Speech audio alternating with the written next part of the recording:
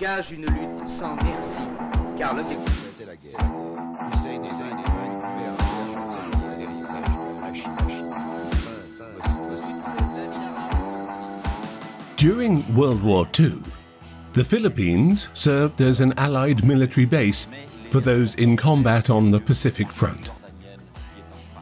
When the war ended in 1945, the United States withdrew its forces, leaving behind numerous military jeeps. These vehicles were not left unused, however. Filipinos repaired and modified those previously deployed on the battlefield by extending the back, adding a roof, and installing extra seats on both sides. This transformation turned these jeeps into a means of public transport, with a distinctive appearance that has since become a cultural symbol of the Philippines. Filipinos coined the term Jeepneys, joining the words jeep and knee together.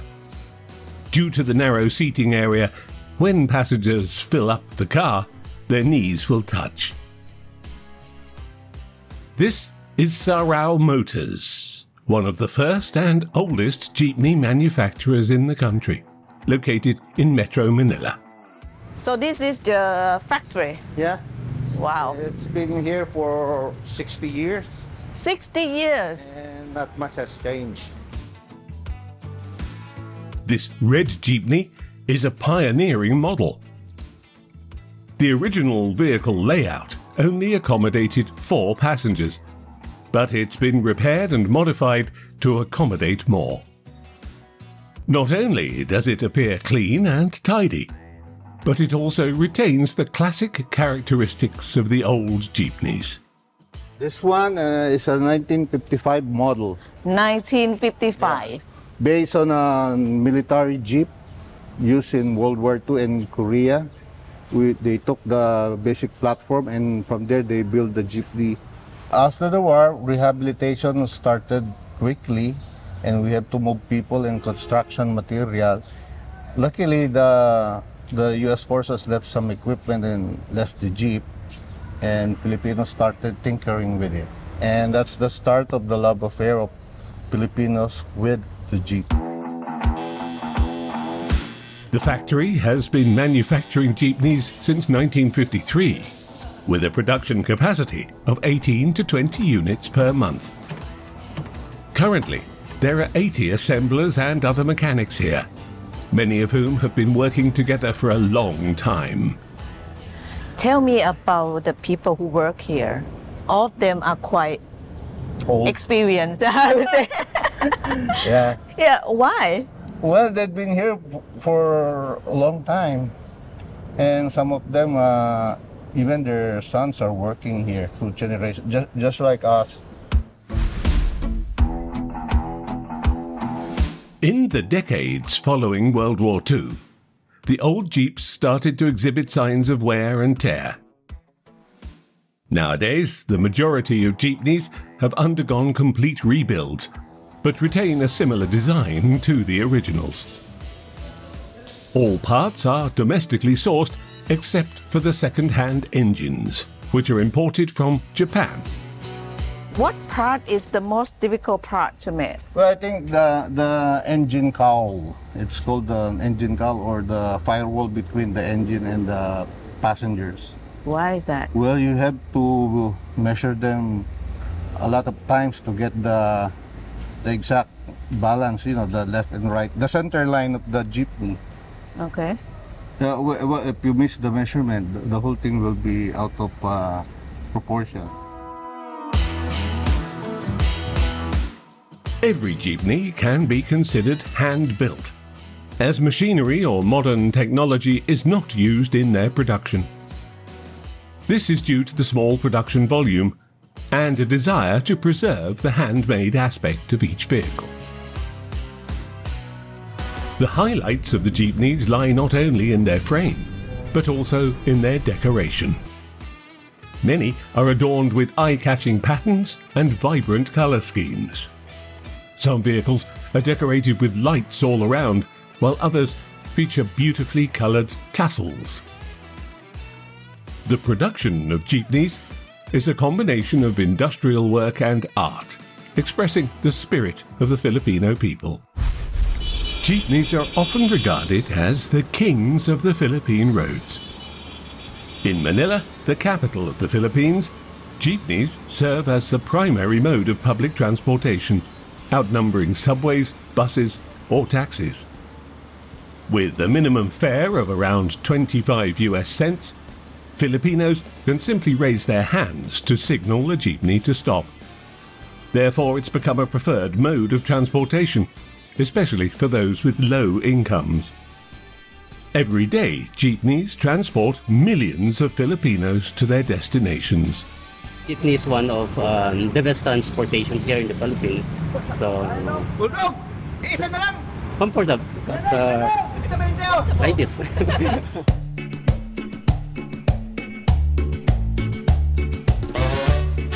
The jeepneys are more than just a mass transit system. They also serve as a cultural representative and a symbol of the creativity of the Filipino people. Their decades of service are now, however, being challenged. A survey revealed that there used to be 500,000 jeepneys in the Philippines, but now only about 200,000 remain, and their future appears uncertain. This is due to the use of old diesel engines, which are very noisy and belch out toxic fumes through the exhaust. According to Global Electric Transport in 2015, each diesel jeepney in the Philippines emits up to 40 kilograms of carbon dioxide per day. They contribute to noise and air pollution, especially in Manila, which is overcrowded with people and vehicles. If you want to see more great content from all over the world, please like the video, subscribe to our channel and hit the bell icon. Thank you.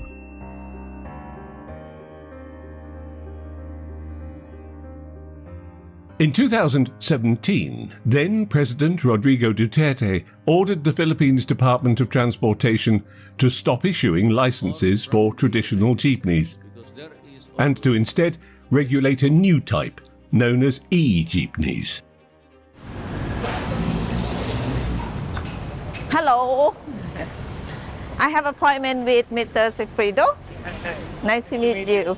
Thank you for coming over. Thank you for having time for us. I know you're busy. No, it's okay. It's okay. Oh, this is the e-jeepney?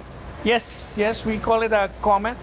Stands for Community Optimized Managed Electric Transport. So that's the idea.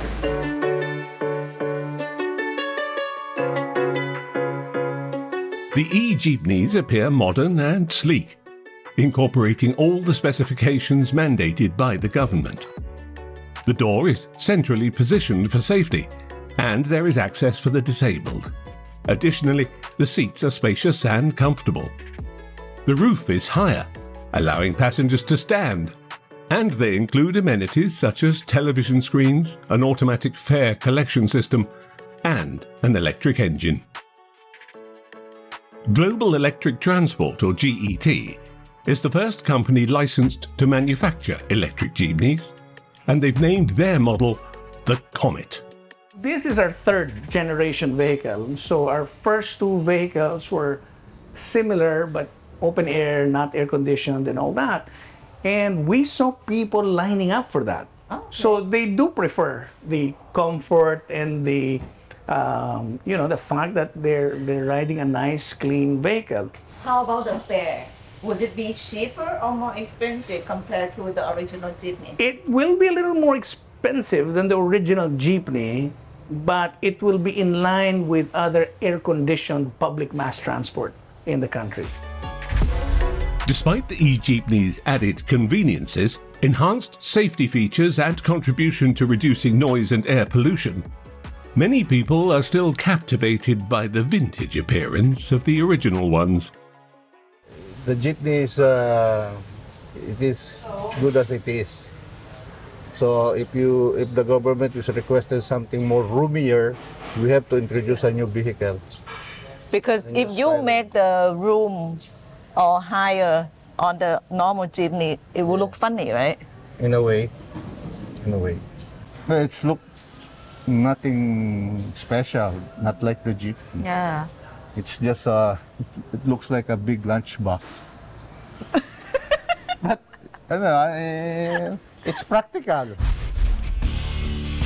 Traditional diesel-powered Jeepneys start at around $6,300, while e-Jeepneys can cost as much as $50,000. This additional expense is bound to affect the majority of small entrepreneurs and drivers, as well as the fares. Duterte's decision to phase out the use of diesel Jeepneys in 2017 led to an over-year-long strike by Jeepney drivers. In October 2018, the Land Transport, Franchising and Regulatory Board of the Philippines decided to postpone the plan to convert Jeepneys to electric vehicles. All diesel Jeepney drivers were originally scheduled to stop using them by March 2019, but this was rescheduled to June 2020. In 2020, however, the Philippines faced the COVID-19 outbreak, leading to an almost complete stoppage of transportation systems. Consequently, the scheduled end of diesel Jeepneys was further postponed. In 2022, after Ferdinand Marcos Jr., also known as Bongbong, assumed the presidency, he continued Duterte's plan to phase out diesel Jeepneys. A precondition announced by the Philippine government for this major transition was that all operators must participate in the government's cooperative program. They will receive a subsidy of between $3,500 and $5,300 per vehicle to ease the financial burden caused by the transition. For entrepreneurs who do not participate in the project and continue to provide diesel Jeepney services or continue to conduct business after the date specified by the government will confiscate the public transport driver's licenses, seize their business licenses, and possibly even make arrests.